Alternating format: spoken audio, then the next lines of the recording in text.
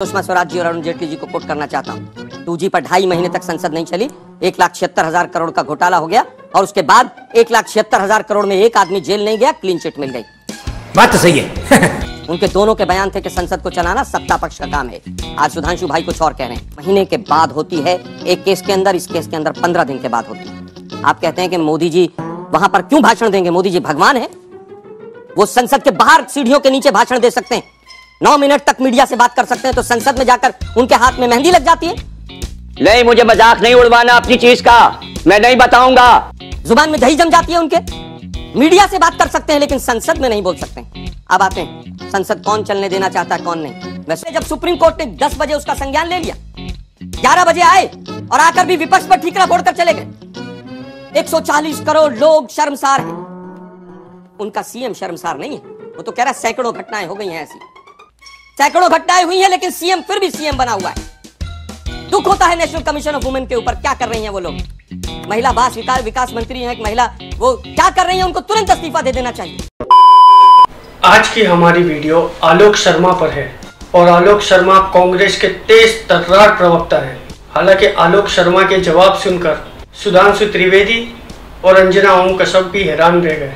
उनके पास उन्हें काउंटर सवाल करने का कोई मौका ही नहीं दिया। हालांकि आलोक शर्मा जब बोलते हैं तो सीधा जनता तक पहुंचती है उनकी बात और फैक्ट के तौर पर जनता को पूरी डिटेल समझाते हैं। उनकी बात सुनकर अंजना ओम कश्यप और सुधांशु त्रिवेदी को भी किस तरह से आलोक शर्मा ने दोनों की बखिया उधेड़ी, पहले आप ये वीडियो देखिए। चाहते हैं आप सिर्फ देश की संसद में, अगर जवाब में इंटरेस्टेड रहते तो आप लोग भी बहस करते, एक साथ तक हर कोई बोले, देश भी सुने। देश में कौन हंगामा खड़ा करना चाहता है, पूरा देश सुने आज तक के माध्यम से। जिस दिन हाईकोर्ट का एक डिसीजन आता है मणिपुर के अंदर, उसके 63 दिन के बाद हिंसा भड़कती है। 63 दिन तक ये सरकार सोती रहती है, इनके चीफ सेक्रेटरी डीजीपी सब सोते रहते हैं। 63 दिन के बाद हिंसा शुरू होती है।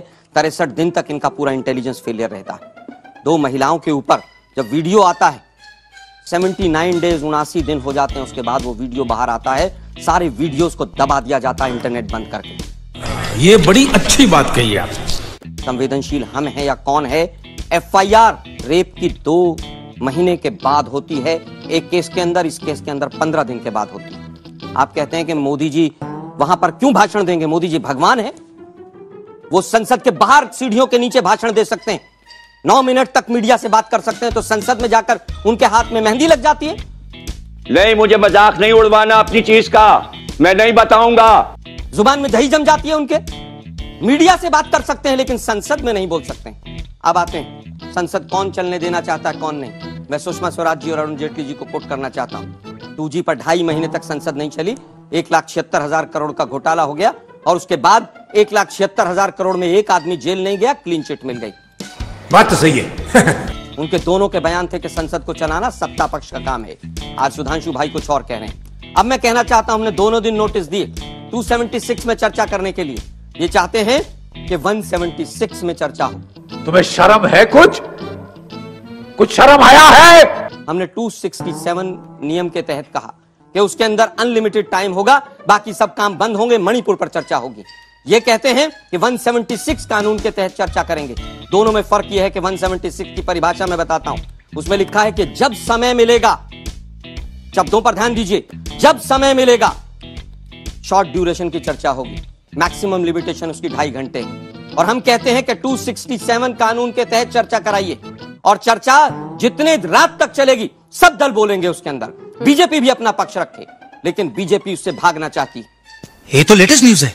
इस सज्जन को क्या तकलीफ है भाई, क्या तकलीफ है इनको? ब्रजभूषण शरण सिंह का केस अभी आपने देखा क्या हुआ। 2 दिन पहले जमानत मिली, दिल्ली पुलिस बेशर्मी से कहती है ना हम उसके बेल के विपक्ष में है ना पक्ष में। इतनी दुर्दांत घटना होती है मणिपुर के अंदर और उसके बाद यह कहा जाता है विपक्ष सरकार सदन को नहीं चलने देना चाहता। शर्म आनी चाहिए देश के प्रधानमंत्री को। आप अपना बूथ मजबूत करते घूम रहे थे और मणिपुर जल रहा था। मेरा बूथ सबसे मजबूत और मैं एक अकेला सब पर भारी। कैसा लगा मेरा मजाक? मणिपुर ने पूरे देश के अंदर नहीं, पूरे विश्व के अंदर हिंदुस्तान की नाक को कटवा दिया। मैं अंतिम बात कहना चाहूंगा पिछले 3 दिन से सुन रहे हैं भाजपा के प्रवक्ताओं को, कभी राजस्थान भाग लेंगे, कभी वेस्ट बंगाल भाग लेंगे। अरे भाई, किसी ने मीडिया को रोका है वेस्ट बंगाल पर चर्चा ना करें? क्या बीजेपी को प्रेस कॉन्फ्रेंस करने से रोका है हमने? आप चर्चा कीजिए ना, वेस्ट बंगाल पे भी कीजिए, राजस्थान पे भी कीजिए, और 2021 के एनसीआरबी के आंकड़े लेकर आइए। पहले पेज के ऊपर 13 राज्यों के नाम हैं, और 13 में से मात्र 2 ऐसे राज्य हैं जो अब हमारे पास आए हैं। 13 के 13 राज्य बीजेपी शासित हैं। महिलाओं के अगेंस्ट जिस तरह के जघन्य अपराध हो रहे हैं, और अभी तो रुको, क्लाइमैक्स अभी बाकी। आप चर्चा कीजिए ना उन पर, किसी ने मना किया आपको? सुधांशु, एक मिनट, अंतिम बात कहना चाहूंगा। देश के प्रधानमंत्री की नींद जब टूटी 2 दिन पहले, जब सुप्रीम कोर्ट ने 10 बजे उसका संज्ञान ले लिया, 11 बजे आए और आकर भी विपक्ष पर ठीकरा फोड़कर चले गए। 140 करोड़ लोग शर्मसार हैं।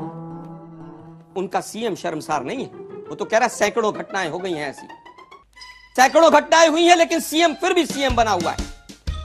दुख होता है नेशनल कमीशन ऑफ वुमेन के ऊपर। क्या कर रही हैं वो लोग? महिला बाल विकास मंत्री हैं एक महिला, वो क्या कर रही हैं? उनको तुरंत इस्तीफा दे देना चाहिए। ये सब क्या देखना पड़ रहा है? अच्छा है मैं अंधा हूँ। अगर हम करें तो करें क्या, बोले तो बोले क्या? वाह मोदी जी, वाह वाह वाह। तो आप लोगों ने देखा किस तरह से आलोक शर्मा ने कितनी बेबाकी से अपनी बात को रखी। हालांकि वो जब समझाते हैं तो पूरी डिटेल में बताते हैं, और आलोक शर्मा ने वही बताया जो फैक्ट है, जो हमारे देश में चल रहा है। लेकिन हमारे यहाँ की गोदी मीडिया सिर्फ और सिर्फ बीजेपी का ही गुणगान करेगी।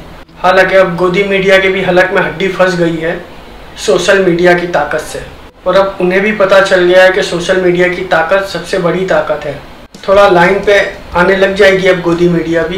हालांकि अंजना ओम कश्यप सरकार से सवाल तो कर रही है, लेकिन वो जवाब जो दे रही है गवर्नमेंट बीजेपी की तरफ से, वो सही है या नहीं, उस चीज़ की पड़ताल नहीं करती है। बस जो बीजेपी ने कह दिया, उनकी बात रख दी, अब आप अपनी बात रखो। इसीलिए तो हमारे यहाँ की मीडिया में सिर्फ तू में चल रही है, कोई आम जनता के मुद्दे ही नहीं उठते।